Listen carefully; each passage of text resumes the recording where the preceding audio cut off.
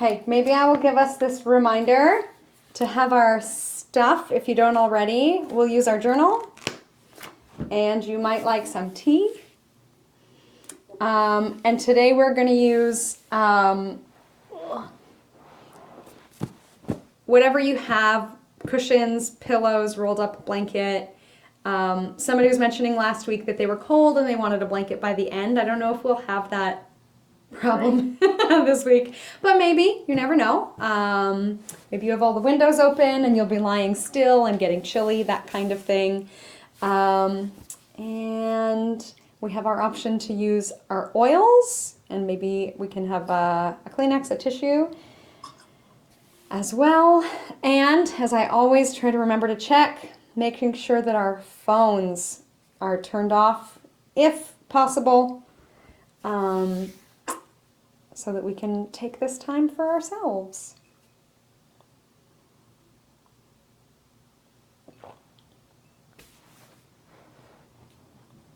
Okay, and if everybody's ready, we can dive right in. Good to go? Okay, so we will talk about how sleep works, and I will email you 2 book recommendations if you're interested in this. If you are not interested in this, don't worry about it. Take what you like, leave what you don't. If you get a little bit of information and you think, oh my gosh, I need to know more, I need to know everything, there is one guy who is like the guy in sleep research. He is a sleep researcher, and he has written a book called Why We Sleep. His name is Matthew Walker, but like I said, you don't have to write this down. I will send it out to you. And he shares an interesting theory about sleep that actually in evolution, sleep evolved before wakefulness. That is how important it is.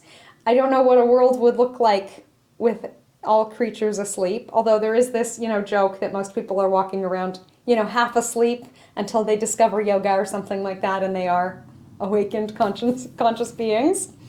And then the other one probably was the inspiration for the name of this program. It's called Wake Up to Sleep, which helped me with the rest to rise kind of concept. And he pulls in not just how sleep works, but a lot of work about yoga nidra and breathing for sleep. That's Charlie Morley, and I will send this to you. So 2 great resources. One, how sleep works, and the other, how sleep works in conjunction with yoga nidra. So here are our basics of sleep. Every night when we get into bed and we go to lie down, the same sort of process happens. The first sort of stage of sleep, pre-sleep, is of interest to me and hopefully everyone here, is very similar to yoga nidra. So it is referred to as the hypnagogic state. It's where you sort of feel yourself kind of drifting into sleep, but you realize that you are awake. And ideally, this is what yoga nidra helps us practice, helps us get really good at, helps us with feeling sleepy and being okay with that kind of quiet and stillness and bringing that phase of sleep and that process on in our bodies. And a lot of people will report, not that, if we force it, it might not happen for us, but a lot of people will report that with a yoga nidra practice, one thing that I read said the research says about 6 weeks. Other people say same day that they get better at the practice of simply falling asleep. And I think falling asleep, really, we don't give ourselves enough credit. Unless you are truly blessed, falling asleep takes hard work. It really does, to learn how to kind of shut down for the day and feel, the sleepiness coming on and be okay with that. So that is our sort of pre-sleep, sleepiness coming feeling. Maybe as you're like kind of nodding off on the couch, that might be when you feel it most often. But we can get good at it as well when we practice our yoga nidra. Our first phase or stage of sleep, by the way, as the author Matthew Walker points out, sleep researchers are very exciting people. The sleep stages are stage 1, 2, 3, and 4. That's what they've named them. The first stage is light. You're barely even qualified as sleeping. You're super easy to wake up. We'll talk about this more, I think, next week when we talk about circadian rhythms and napping. This is actually a really restful sleep. I don't know if anybody's had this experience where you just doze off and it's almost like you realize you've fallen asleep and then you wake up, and it's actually very restful.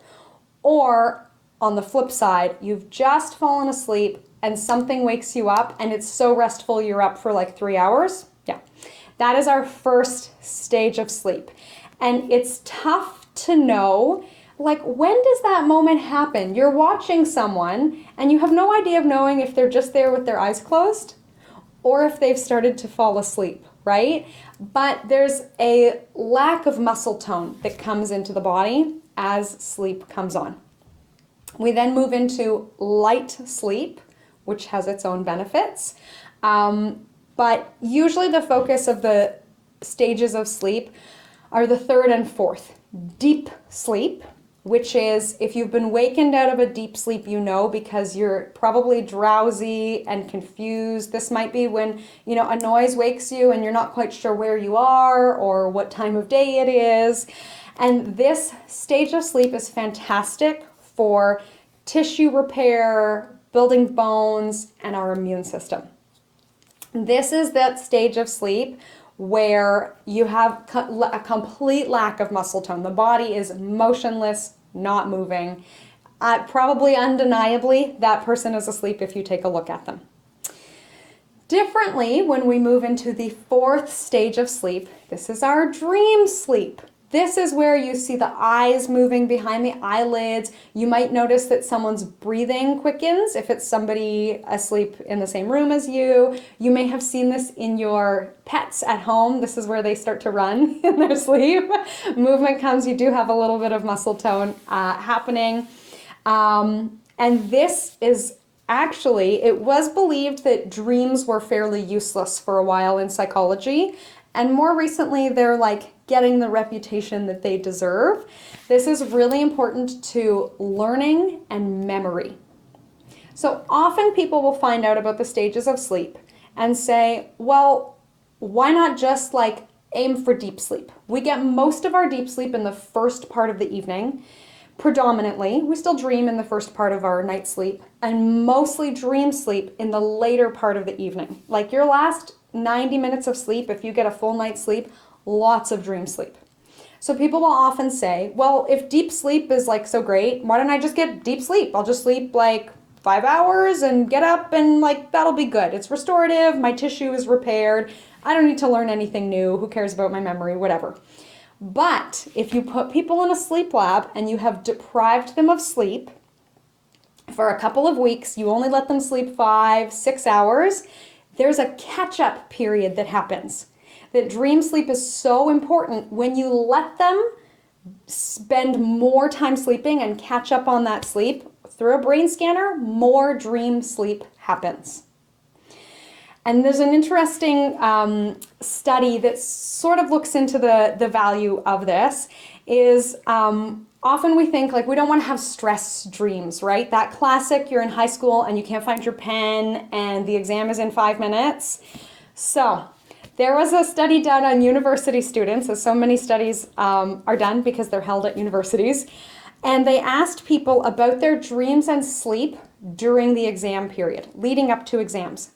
And people who had nightmares or stressed out dreams about their exams ended up doing better on the exams than anybody else, even if they didn't put extra time into studying. And there were things like this, that people would wake up thinking, oh, I didn't review chapter 4, and then they would go and review chapter 4. The example that the author always uses is, let's say you have a dream where you're like in real life, you have to get on a plane in a couple weeks, and you have a dream that you can't find your passport. What's the first thing you do when you get up in the morning? You go and you find your passport, so that yes, that deep sleep that we get that is so nourishing and restful, fantastic. But there's so much brain benefit that happens in dream sleep that it's almost like our brains are going through this reorganization process to kind of make sense of our waking lives even while we are sleeping. So we cycle through all of these all night.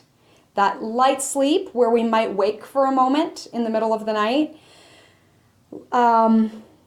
That slightly less light sleep, phase 2, our deep sleep, and then our dream sleep. So if we know that we're cycling through these all the time, it is normal to wake up in the night. It is normal to dream. It is normal to forget your dreams. It is normal to remember your dreams. It's normal to have stressful dreams. It's all okay. This is part of the reason why we incorporate our journaling into this program to kind of help make sense of that.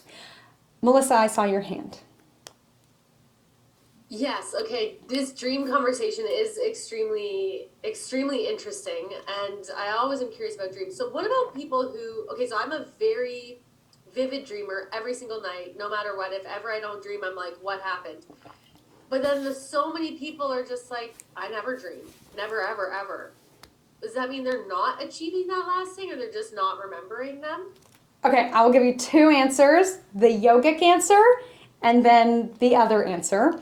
According to yoga, if you are a Vata type or a Pitta types especially, more likely to remember their dreams. They're more like purposeful, imaginative personalities.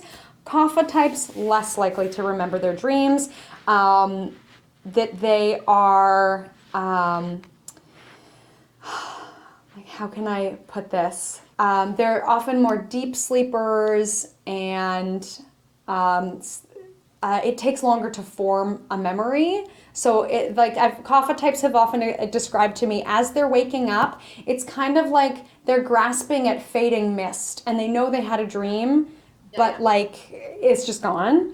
That happened this morning, actually. Yeah. So since we're doing these journals, I'm doing it every day since last week. And man, I'm trying to like log the dreams as fast as I can, because you're exactly right. This morning, like I grabbing it, and I just couldn't grab it fast enough. It's gone. But it's interesting. So it's good that you're taking a journal, because that's the other answer. I don't know if this is a traditional yoga practice that's maybe been lost or just not talked about. Although I guess yoga predates writing. But that you should write your dreams down every day. Maybe not in the morning if you don't remember them, but if it comes back to you later in the day, write it down. Ideally, you have a journal by your bed. When you get up in the morning, write your dream down. Or, okay, this is such an interesting theory that, to me, you don't have to like this. To me, I'm interested. That, you know, when you wake up in a bad mood, there is a theory that is because you dreamt something at night but can't remember it, so you just wake up with the mood, which is why you should, when you get up every morning, just out of habit, write any dreams. If they had details, you can write the details. If it was just like, I don't know, I was in a room talking to someone, just write that down. If all you can remember is the feeling, write the feeling. So any of those little pieces that you can catch, write it down, and with time, like any other skill, you get better at remembering your dreams. And it is a little bit unfair. Some people just seem to be like so good at remembering their dreams, and some people, yeah. So good question. Okay, Mary. So the 4 stages, do we go through the 4 stages all in one night, or do we go through stage 1, 2, 3, 4, and then 1, 2, 3, 4, like multiple times? Multiple times. All night you're cycling through. So every time you finish stage 4, you might wake up again and then drop into stage, you might wake up again in phase 1 or stage 1 and then drop back into 2, 3, 4, and then we start back again at 1. And it's debated. I guess technically you might have to do a sleep study to find out for yourself. You know, if the dog barks in the middle of the night and you wake up, you can fall back into deep sleep. Some people will say you start again at phase 1, we can't know. There's not enough information for us to know conclusively. And it's going to depend from night to night what moment you get woken up at, what wakes you, and whatever else. But as a general rule of thumb, we're going, 1, 2, 3, 4, 1, 2, 3, 4, 1, 2, 3, 4, until such time as you wake up. Yeah. Thank you. You're welcome. If you are really interested in dream sleep, there is a technique where because we do more deep sleep earlier in the night, and then towards morning, more dream sleep. There is a technique where you wake up 90 minutes before your wake up time. You just wake up, you can go to the bathroom, have a glass of water, get into bed, and just say to yourself, like, I will remember my dreams until you fall asleep. And people tend to remember a lot more dreams that way and then wake up and write them down. So if you're really interested in recalling your dreams, there's one for you. Okay, I did want to make one more note on things that are normal. So waking up many times in the night, totally normal. Taking a while to feel sleepy, totally normal. Being groggy when you first wake up, regardless of how much sleep you've had, totally normal. We'll talk about that next week with like how the body boots back up. Being drowsy in the afternoon, no matter how much sleep you've had, or drowsy after a heavy meal, totally normal. Totally normal.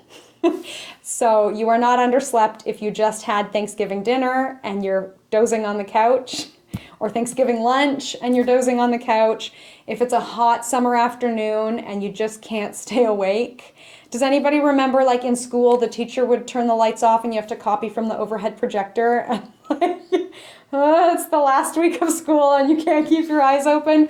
Totally normal. Does not mean you had a bad night's sleep. Could be related, not necessarily. All right, let's set up and we'll start like we did last week. If you haven't gotten a chance to write your nocturnal journal from last night's sleep, we can start with that. So you may like to write your quality of sleep on a scale of 1 to 5. 1 being like worst night's sleep ever, 5 being like fantastic, and 3 being so-so right in the middle.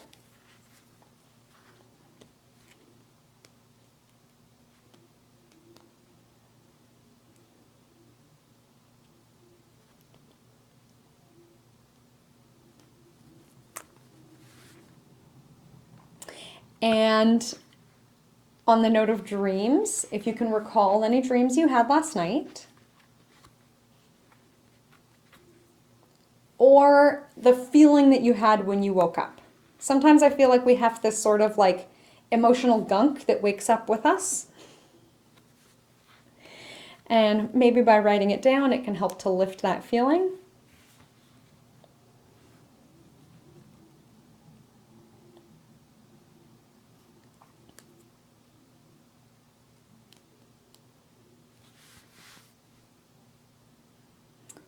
You can also include what time you fell asleep, what time you woke up, and if there were any other awakenings during the night or how long it took you to fall asleep.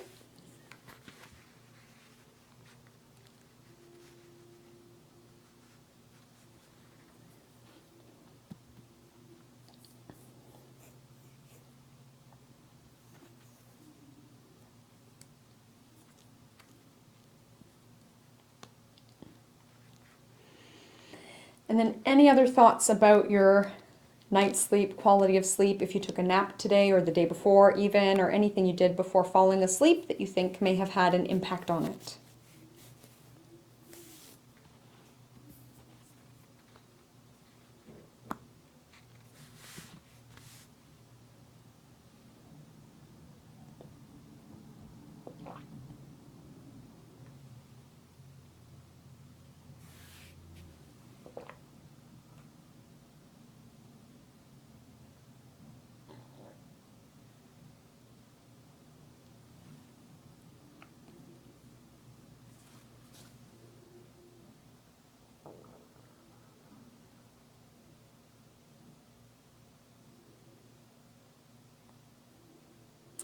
And then we'll go straight from here. If you're still writing your nocturnal journal, that's fine, or your sleep log, whatever you want to call it. But let's slide right into our pre-sleep or pre-yoga, in this case, brain dump. So anything that's weighing on your mind, we could just write it down and get it out. My friend likes to picture that she takes her brain out of her head and gives it a shower. You might like to picture that your mind is a cup of tea and you're dumping the cup out so it's empty, or a sponge that you are wringing. And yeah, any thoughts of the day or things that are coming up tomorrow, feel free to write them down.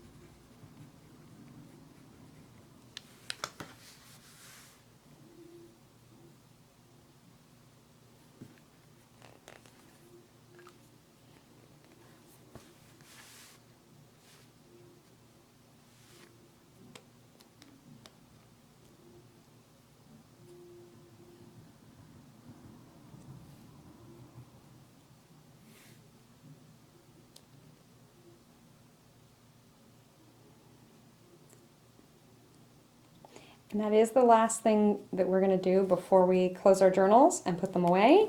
So if you're still writing, don't let me rush you. But if you are done, we can put it out of the way. We will start with a seated mudra meditation. You may like to sit on a cushion if you're on the floor, or you can be comfy on the couch. But we will start seated for a few minutes before we lie down. If you haven't had a chance to already, you might like to use a little bit of your essential oil. You can put it on a Kleenex and just kind of keep it nearby. Since we are starting with a mudra meditation, you may like to put a drop of each, or not even a full drop of each, on your hands and rub them together.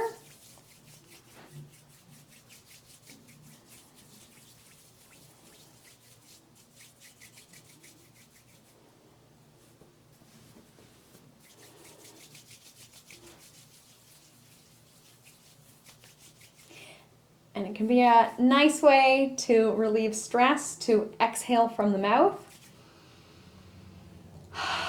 or even blow through the lips, or some people like bee's breath,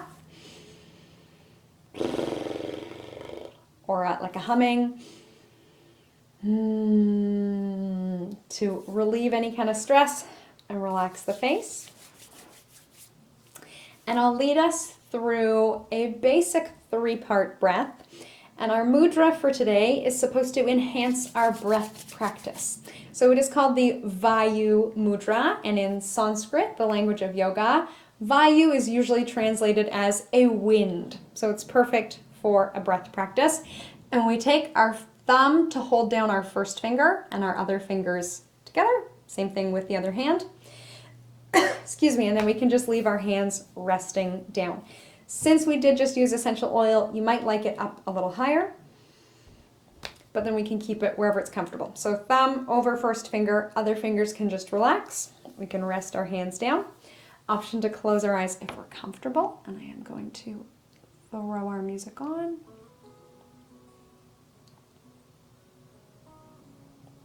There we go. All right, and we'll begin with our 3-part breath. So it is believed that this hand position helps increase the benefits of our breath practice. And this breath is designed to just give us a nice balanced feeling, not too wound up, not too drowsy, that Goldilocks kind of just right, peacefully engaged. So as we do our 3-part breath, It is a visualization. We imagine that as we inhale, we fill the bottom third of our lungs and the belly expands. Then the middle third of our lungs and our ribs expand. Then the top third of our lungs and our chest expands. With our exhale, we let everything go. So each inhale, belly, then ribs, then chest. And each exhale, we release. You might like a bit more energy in this breath, drawing the abdominal muscles in on the exhale, get a little strength going. So we still inhale, belly, ribs, chest, feeling that softness. And then we exhale, we draw the belly in. We can draw up through our pelvic floor. You may know this as a Kegel exercise. This helps give us strength from the inside. And these days the trendy term is to call it the pelvic core. And we may like to add a count to this breath. So we can inhale, 1, 2, 3. And exhale, 3, 2, 1.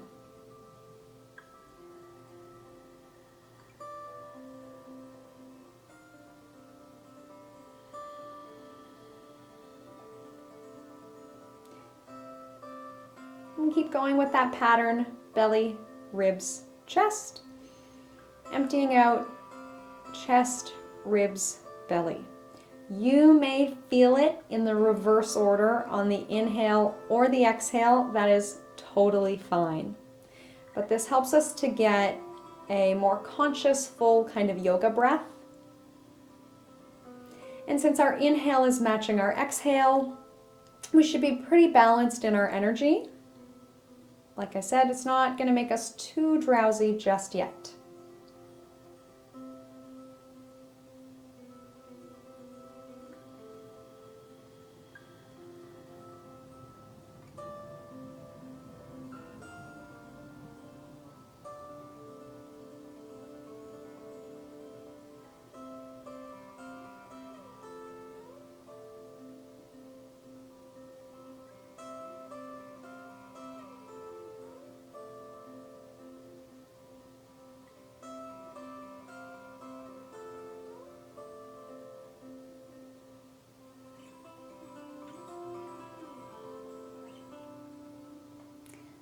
Let's do another round or two of breath like this.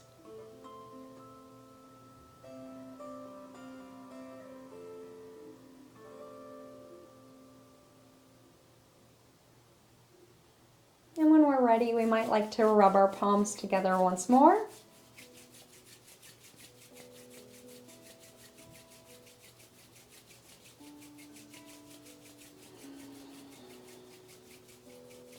And we'll get some movement going in the body. So we can begin by waking up our shoulders. As we so often do in yoga, we can inhale to reach up, maybe counting in our minds 1, 2, 3, and then we can exhale, maybe counting 3, 2, 1.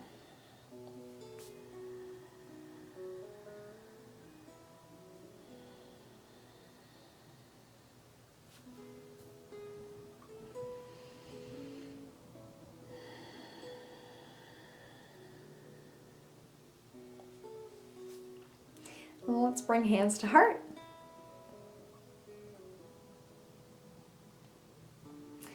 Awesome. Let's interlace our fingers and we can give a big stretch up overhead. And really whatever feels good. Here, if overhead motion feels really tight, we can always bend the elbows and still get that same side to side bend. And let's go ahead and reach in behind our backs. If we can interlace, fantastic. And then it might feel good to do a little side to side. And if interlacing is not comfortable, of course, we can just leave the hands open.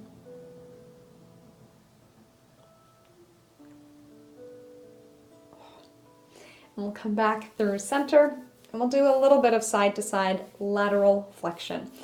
So we're probably familiar with this one. Up and over, we stretch one side of the body. I do this in almost every yoga class I teach because it can help us to get a deeper breath. So the muscles between our ribs, like when we picture if you're eating ribs off the barbecue, that muscle is between each of your ribs as well. So those muscles, like any other, can both stretch and contract. So when we do this kind of breath, we help them stretch out so that it takes us less effort to get a deep breath. If we're feeling really anxious, those muscles contract, so it's harder to get a deep breath. So it can be a really nice way to end the day. And stress is fine. If you were, running a 100-meter dash, we need those muscles to tighten up. But we are not running a 100-meter dash right now. So it can be really nice to loosen them up at the end of the day. And the arm is only part of it. We don't have to straighten it all the way if that's uncomfortable for you. Let's go once more. And we'll come back through center when you're ready. And let's make our way into some supported poses. So whatever you have, I think our first pose will probably want more support. We're going to do a supported child's pose.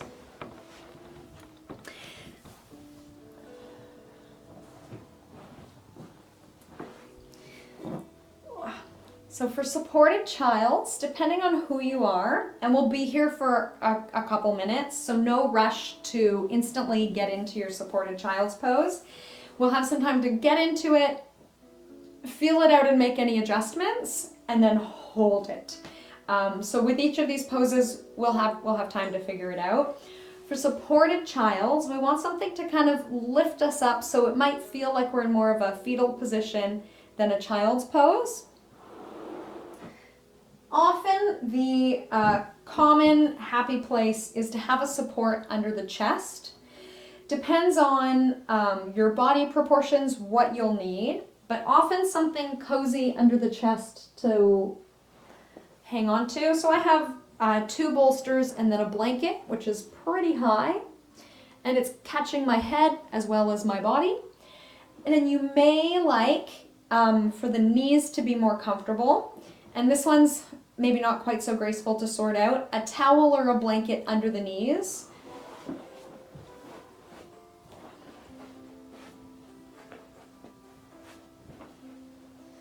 So that they're not at their maximum bend, they're pulled back a little bit from that. And we'll figure out some way to stack these that feels good and supported. And you'll know you found the right level of support when we finally set everything up and we put our body weight on our whatever you have, and you feel this kind of feeling. So if you feel like you're still holding yourself there, we can make some more adjustments and then find the place to be. If you are much lower down or you don't have as many props, another one is simply to place the bolster under your forehead. So if you only have one thin prop or a rolled up yoga mat, if all we have is that, probably under the forehead is a nice place to land. And we can have the arms bent or straight.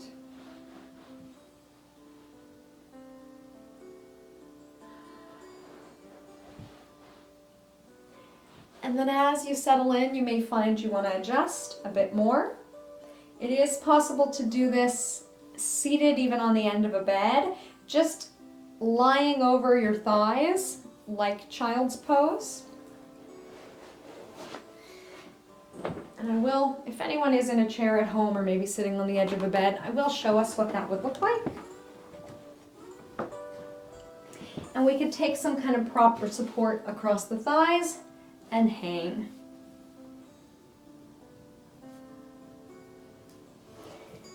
And then once you're settled, we can focus on the expansion of the ribs in the back of the body now. So this is a static stretch, sort of. We get a little bit of movement with the breath. Inhaling, feeling that lift through the back ribs. And exhale, feeling that release. You may still like to be counting with that 3-part breath to give the mind somewhere to go, right? Inhaling, 1, 2, 3. Exhaling, 3, 2, 1.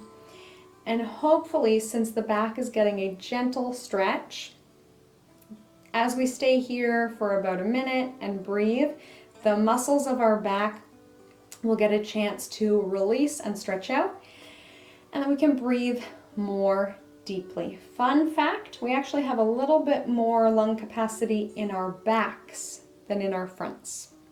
So this can be a great way to help recover after a really active day, and take a deep breath into our backs.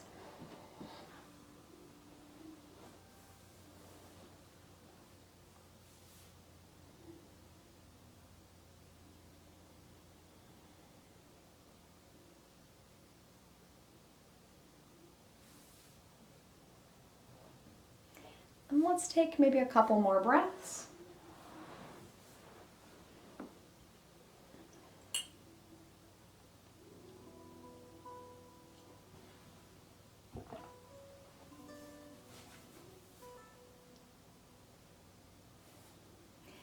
And we'll make our way into a variation of twisted child's pose. And this one works well with a really high bolster usually, but it'll show us a couple ways that we can fake a bolster if we don't have a really big one. So, sometimes they used to call it mermaid stretch. So we sit to one hip with our legs out to the side, and then we line our bolsters perpendicular to our hip. This is where the twist comes in. So our bolsters are lined up to our hip, and we have to twist our bodies to lie down on the bolster. And depending on your flexibility, you'll be a little bit more sideways or a little bit more twisted.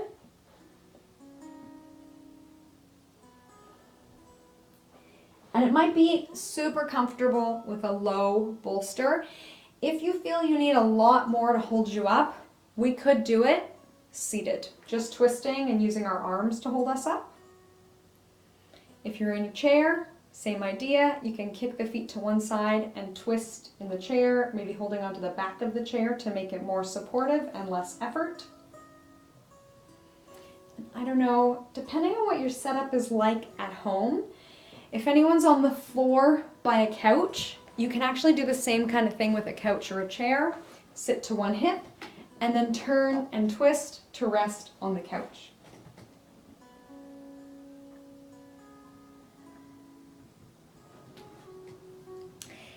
And then, like I said, no need to rush. We can take that time settling in, adjusting all of our various props and pieces, figuring out the pose.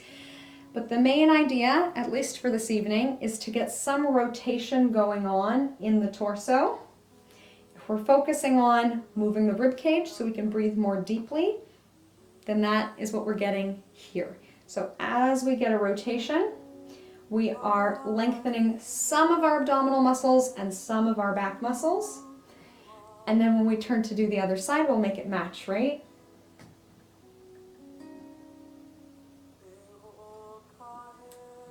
So as we're here, breathing deeply, it might be interesting to note as you breathe in, certain areas in the torso will expand and certain areas will feel maybe more restricted.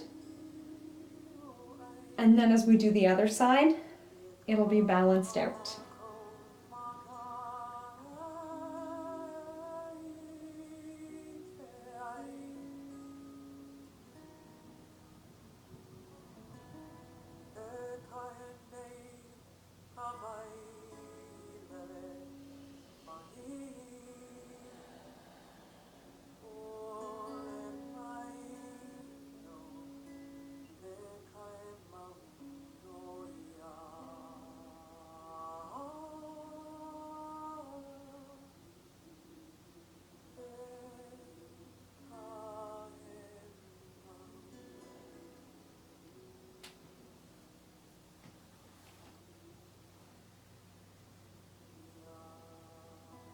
And you may notice in the twist it's a little tougher to get a really deep breath.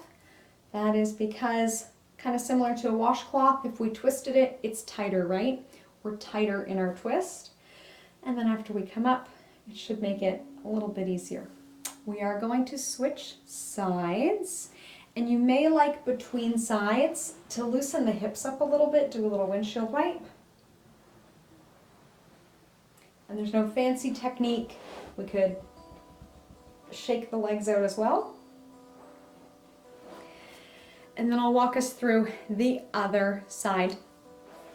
If you were using a chair or a couch, probably easier than moving everything around is actually to just turn away from me. We have that same idea, sitting the hips to one side. Then we can use our furniture for support, twisting. You could be doing it seated in a chair as well. If we are using our props and bolsters, okay, we sit to one hip, we're doing the other side, line it up. And please do be careful to use, good body mechanics as we move, even though it is, it's yoga and we don't think of it. It's kind of like a weightlifting class, right? We want to be careful. If you're lifting a heavy bolster, the same kind of lift with your core, rule of thumb carries as we would use in a more intense fitness class. We elongate the spine before we go into our twist. So we have a nice tall spine. And yes, then we find our twist, probably turning our head to rest on one cheek. Although we could be straight on the forehead or turn to look the other way.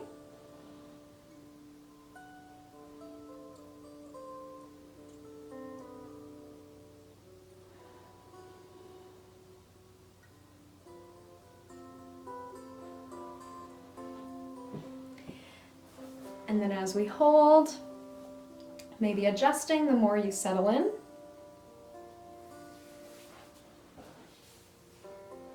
We might even start, up really high, no bolsters, and bit by bit, the body gives in and allows us to lengthen out and lie on the bolsters.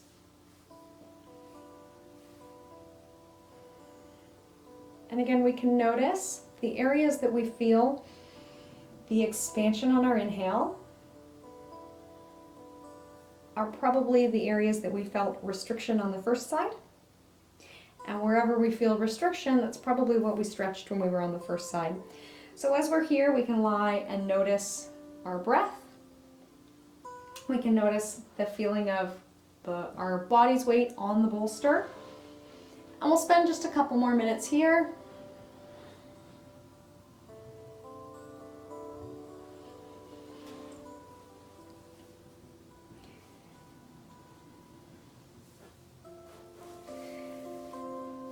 And this is one of those poses that trying harder will not help us. So we can allow ourselves to try softer. Gravity is doing the work, our breath is doing the work, our body's own natural processes are doing the work. And we're just facilitating that process.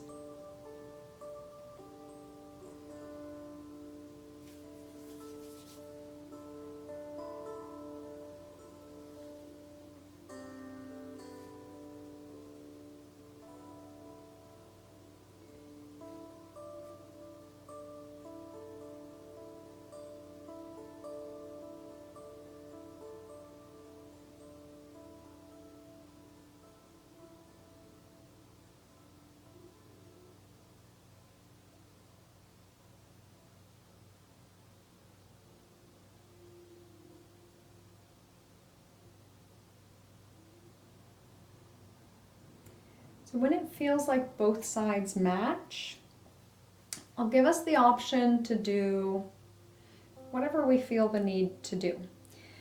So if you feel like you need to hang out here a little bit longer to feel as stretched out as you felt on the first side, totally fine.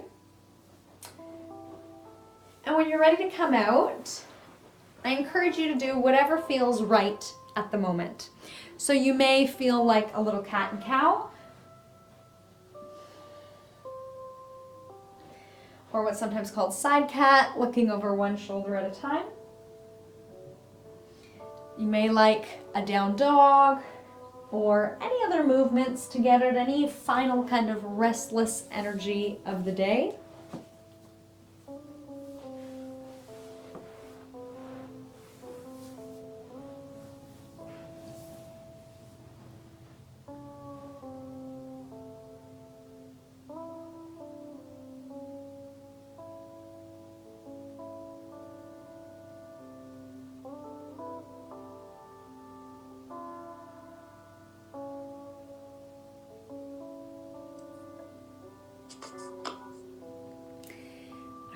we'll start to move into what's often called in yoga poses is kind of a downward motion. So we're kind of down regulating, bringing our energy down. So I'll give us the option for a forward fold. This one actually, if you're up in the middle of the night, can be a really great way to help you fall back to sleep. And anything forward folding is generally thought to be helpful with that down energy. For today, since we're doing supported poses, we can use something for support. So you may like a rolled up towel or blanket underneath the knees. And again, maybe a yoga mat or a block or something over the thighs to catch us as we come into our forward fold.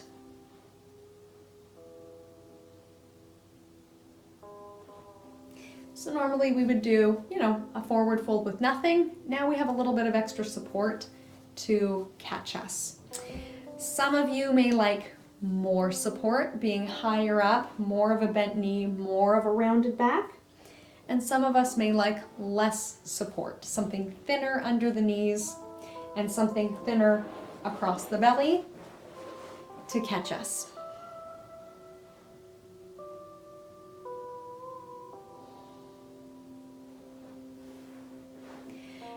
Again, it's another opportunity to breathe into our backs, feel our backs expanding. And I usually like to do a little bit of movement of the head personally, rolling the head side to side. So taking ear to shoulder one way and ear to shoulder the other.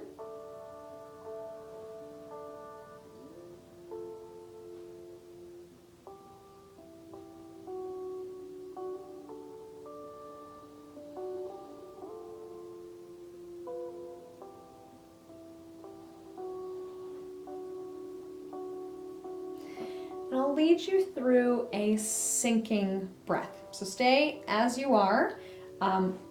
I'm going to sit up so I can project my voice, but feel free to go as deep in this pose as you like. But generally with our sinking breath, we go like this. So inhale, and we'll feel the body lift a little. And then with the exhale, give into that sinking feeling. So it becomes, even though it's a static pose, a more dynamic flowing breath. We inhale and feel that lift. And exhale, feel a sink. We can notice all parts of the body that are starting to feel tired or heavy. And allow that feeling to grow. We can embrace it.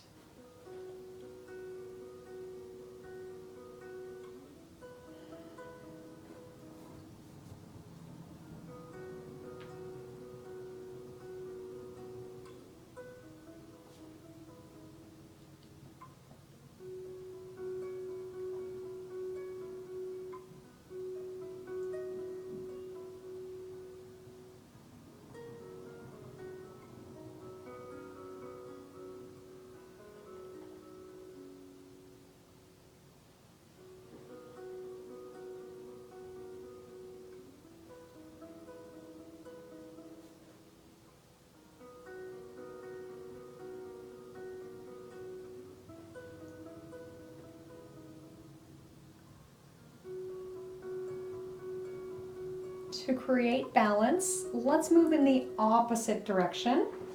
And we can actually leave our bolsters everywhere they are. But let's take our hands beside or just behind our lower body and use this to lift us up.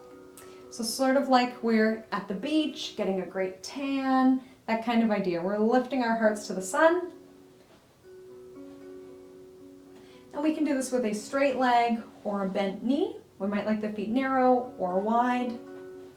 But the idea is that we're reversing that range of motion in our spines and now breathing into the chest, feeling the expansion in the chest.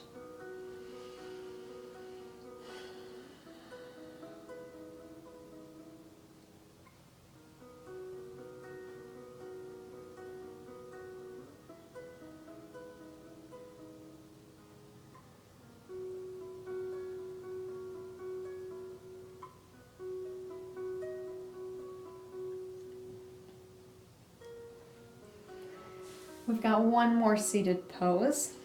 Everyone's favorite, by which I mean no one's favorite, but it's still good for us. A wide-legged forward fold. So if you are the common person, the most of my clients, I would say, this is a really, really tough pose to move into. If you fold in half, no problem. Go wherever you love to be. You might like something to catch you under your chest when you get down there. If you would like some tips making this more comfortable. Okay, here we go. So, if we can put something under our bums to sit on, that'll help out. So I'm sitting on a rolled up yoga mat, and then I'm using 2 bolsters underneath the knees. And the idea is actually to have a straight spine. So we're not going to round forward or bend back like the 2 poses we just did, just a neutral spine. A little tip that people usually call move the meat from your seat. So your like bum muscle, your bum flesh, pull it backwards so that your butt bone rests more on the ground than having your flesh underneath you. And we do the same on the other side. Pull back, don't be shy. It's not the most dignified yoga pose. But then that helps our pelvis sit in a more neutral spot. So if we have our bum flesh underneath us, it kind of tips the pelvis back, makes it harder to hold this pose. If we pull our glutes back, it allows us to better sit tall. The same with the bend in the knee. You may like a really deep bend in the knee, and we never have to fold forward. How do we know it's enough? Well, we're not probably going to do any damage if we just hang out like this.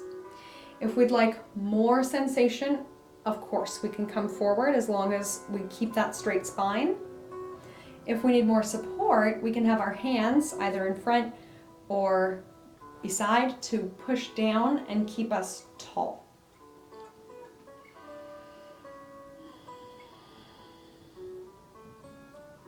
We can come back to our 3-part breath to keep us here. And maybe it helps us stay in the pose if we do it with the knowledge that it's good for us, even if we don't look like Instagram or Yoga Journal or any of that. No matter what it looks like, it might feel good. That's awesome. And if it's uncomfortable, if we're really on that edge of the amount of discomfort we're allowed to take, know that we're still lengthening all the same muscles as if we were, splatted out, folded in half perfectly. We're getting the same benefits here. And we can use our minds to suggest to our bodies certain things. So we can repeat to ourselves here, my inner thigh muscles are lengthening. Or I can find ease even in the tension.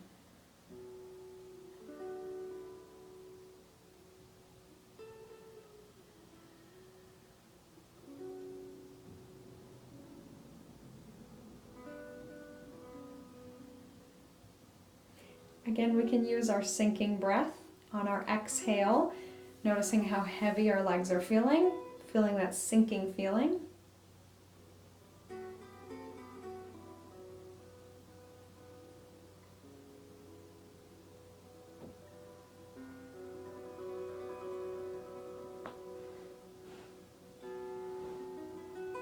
And if we feel we've had enough, we can always come out early. We might like a little movement. You might like to stay a little longer, but that windshield wiping or shaking the legs out, you may again like another child's pose or downward facing dog. And then I will show us how to set up for our final relaxation.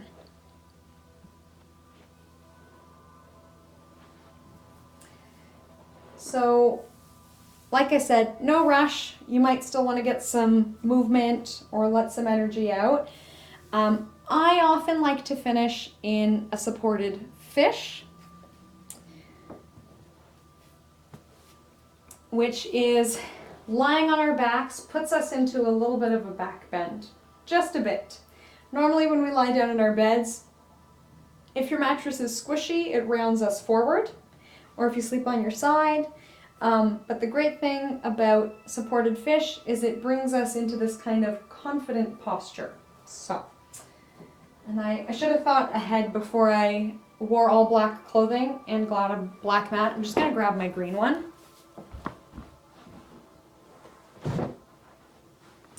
So our prop goes along with our spines, parallel to our spines rather than perpendicular. Rather than having it right up touching your bum, we'll give ourselves a bit of space so that as we lie back, our prop, whether it's a folded towel or whatever, catches our backs. Most people prefer a lower bolster, but play with it. Sometimes a really high bolster puts us on more of an angle, and that's okay too. So I'll show us the basic. We lie down, it catches us, and really that's all the hard work. So it's under the full length of our spines and our heads. We can breathe comfortably, everything feels good. Now you may like it to be on more of an angle, in which case you can put more support under the upper parts of your back. So we could put extra under where my head and shoulders will go, some extra padding. So I'm a bit more on an angle. If lying flat gives you that kind of dizzy vertigo thing, then this one is good. And we still get the benefits of width across the collarbones. And then we might like legs bent or straight, or even knees out in a butterfly.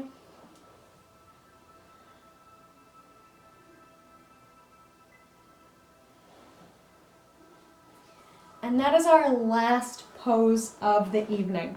So feel free to stay exactly as you are for our remaining time together. If anyone at home is sitting in a chair, you can do the same thing, putting a yoga block behind you on a chair or on a couch so you can get reclined without being slouched. So if I were in like a straight back chair, I would put this in behind me. And the same idea, it could catch me, I could lean back. If you're on a couch, same thing. So as we lean back, we get a little bit of that support and opening from shoulder to shoulder across the chest. If you are perfectly comfortable and happy as you are, fantastic. Some people will hold this pose for 20 minutes, 40 minutes, maybe fall asleep. Great. You can even do the same thing in your bed at night by turning your pillow sideways and putting it under your back and sleeping like that. If it becomes uncomfortable, simply remove your prop and move into whatever position is comfortable for you. So that could be just lying flat on your back, knees bent, or anything else. We're going to move into our Yoga Nidra. So Yoga Nidra is traditionally practiced on the back. You may like an eye pillow or blankets. So that you can hear me, I'm going to stay seated, of course, but please do make yourself comfortable wherever you are.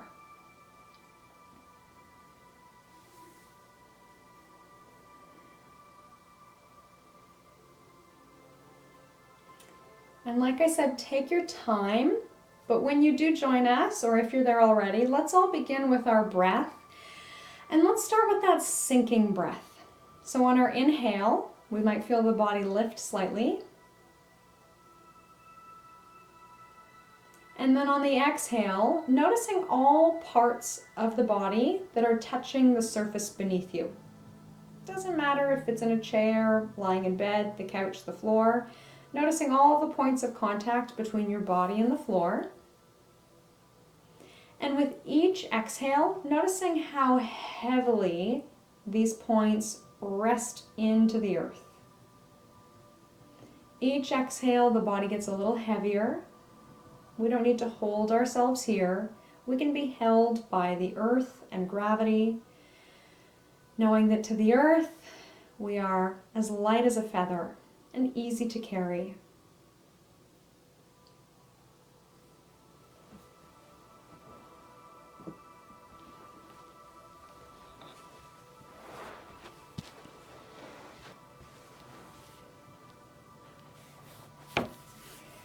And now that we know about the stages of sleep and that Yoga Nidra is a way of practicing that early pre-stage of sleep, let's welcome that in our bodies. We might say in our own minds, I am beginning to feel sleepy.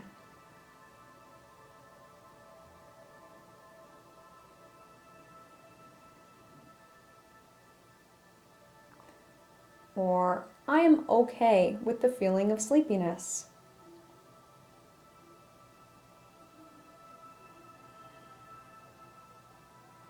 I now accept a drowsy, heavy feeling.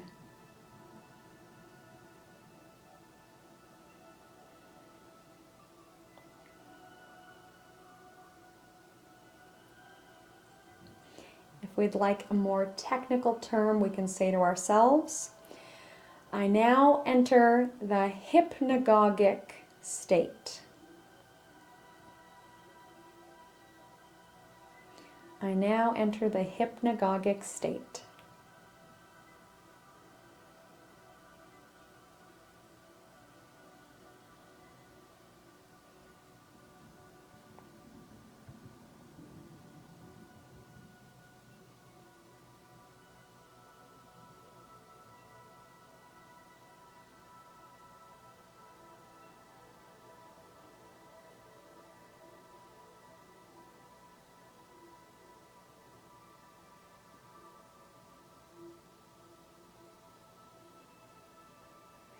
And let's come back to our breath. And I'll give us a breathing technique that helps with this kind of downward feeling. In Sanskrit, the language of yoga, it is called apana. This kind of heavy downward moving energy. This is how we have the term that we fall asleep, this kind of down sensation. And the main idea is that we exhale for longer than we inhale. So sometimes it's called a 4-8 breath. Of course, your breath will be a different speed than the speed of my instructions, so please breathe a comfortable pace. But we inhale for a count of 4 and exhale for a count of 8.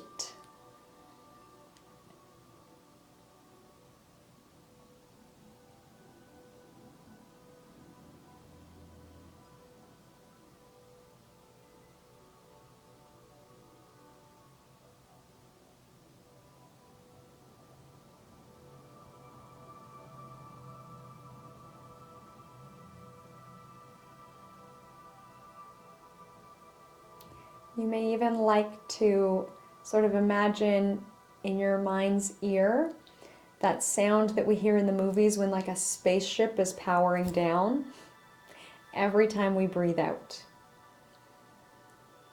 We could picture that our bodies are a giant factory, and every time we breathe out, someone's walking from room to room in the factory, turning the lights out.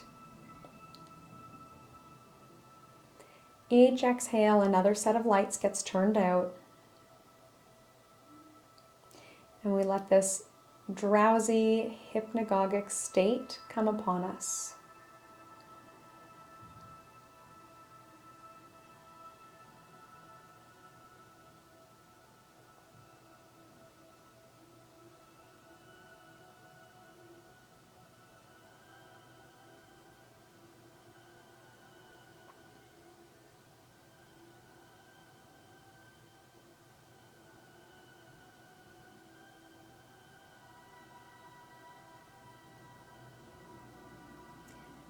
And I'll take us through a yoga nidra practice. We'll do a traditional rotation of consciousness. And really, you don't have to do anything. Listen to the sound of my voice, and we'll move our awareness through various parts of the body. You may like to picture a warm glow, or a feeling of warmth, or a feeling of touch, or simply just let your attention land at the place that I name. So let's begin with the right hand. Bringing our awareness to the right hand. Tip of the thumb. First finger. Second finger. Third finger. Fourth finger. Back of the hand. Palm of the hand. Wrist. Forearm. Elbow. Upper arm. Shoulder. Underarm. Right side of the chest.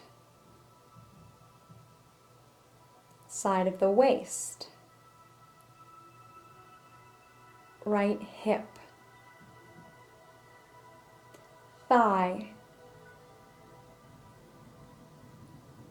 Kneecap. Calf. Ankle. Heel. Sole of the foot.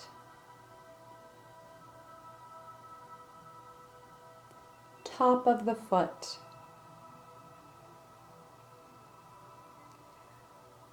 All 5 toes.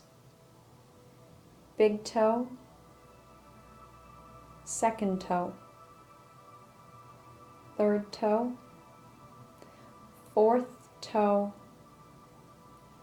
Fifth toe. The entire right side of the body,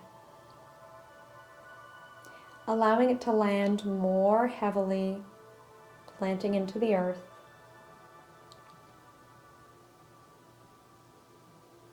Drawing awareness to the left hand,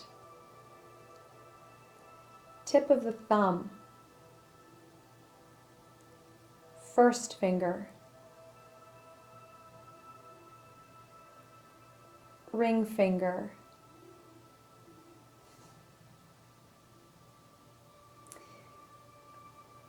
pinky finger, back of the hand,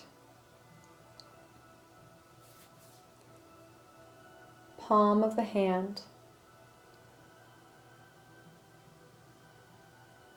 wrist,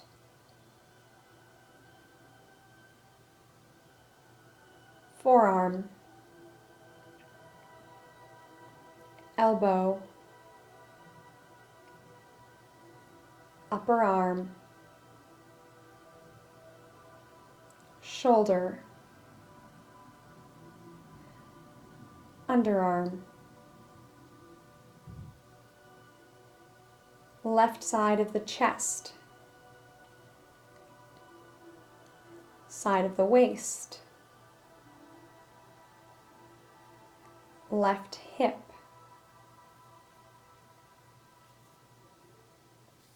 thigh, kneecap,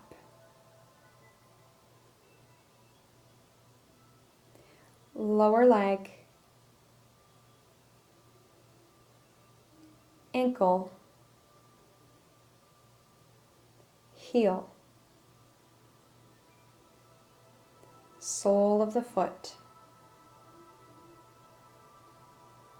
top of the foot,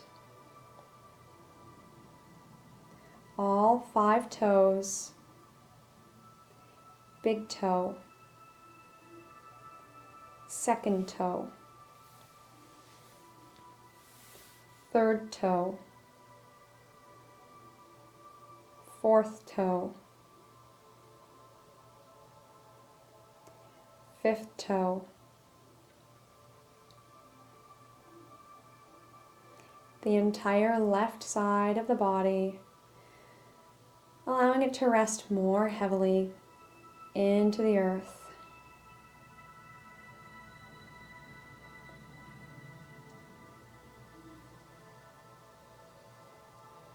And now to the back of the body. Right shoulder blade, left shoulder blade, right side of the back, left side of the back, the whole back.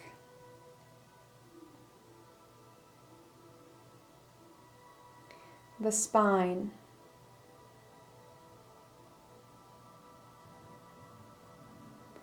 right buttock, left buttock,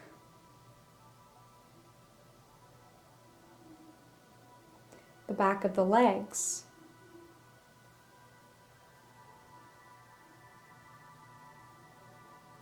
the back of the arms,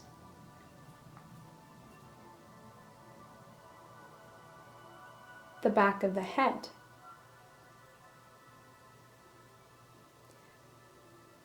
top of the head,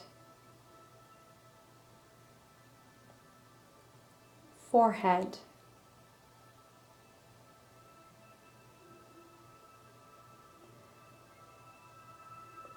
right eye, left eye, the space between the eyebrows,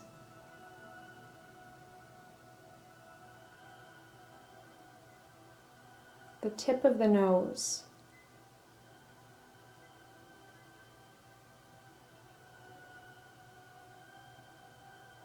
right cheek, left cheek, the lips, the space where the lips meet,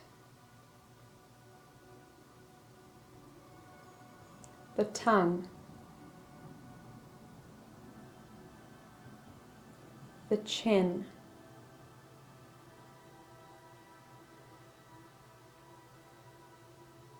the space of the Adam's apple,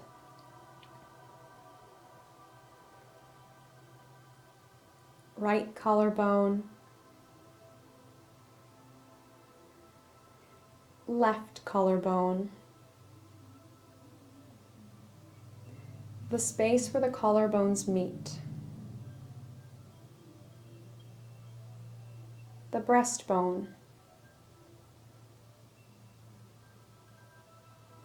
navel center,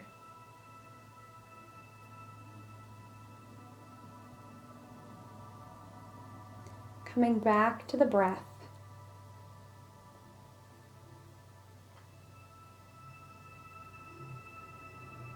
Noticing the flow of breath like waves crashing on the beach. Option to inhale for 4 and exhale for 8. Knowing that the numbers don't have any special significance, they just help us to pace out the breath. Full inhale, long exhale, with the option to suspend the breath with the lungs empty. Maybe inhaling 4, exhaling 8, and then pausing and holding the breath very gently with the lungs empty for 4. We call this a breath retention. Full inhale, Long exhale, comfortable breath retention.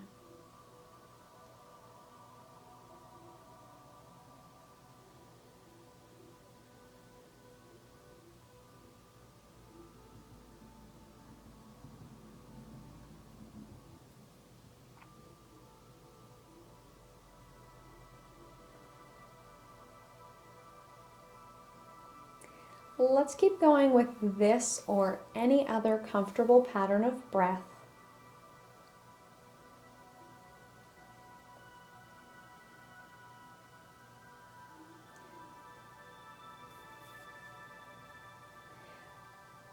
We may like to add our Vayu Mudra again, thumb holding down our first finger.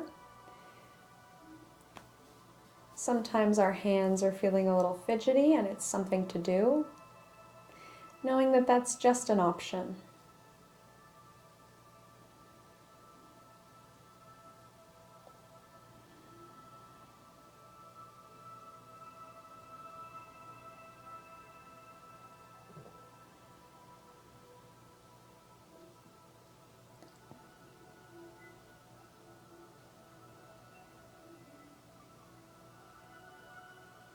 We can add on and bring back our sinking breath. Every exhale, feeling the body sinking comfortably heavy into the earth.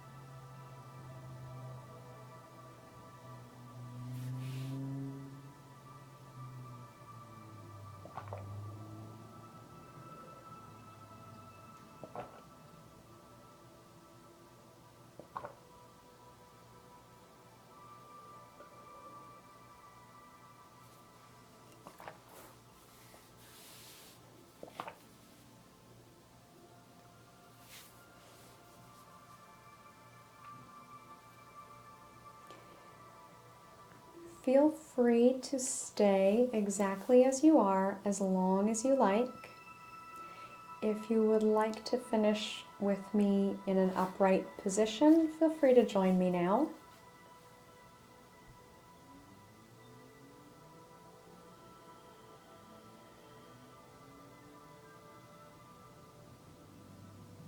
Coming back to a tall spine. Maybe giving the shoulders a roll, knowing that you could be in bed right now and just about ready to doze off.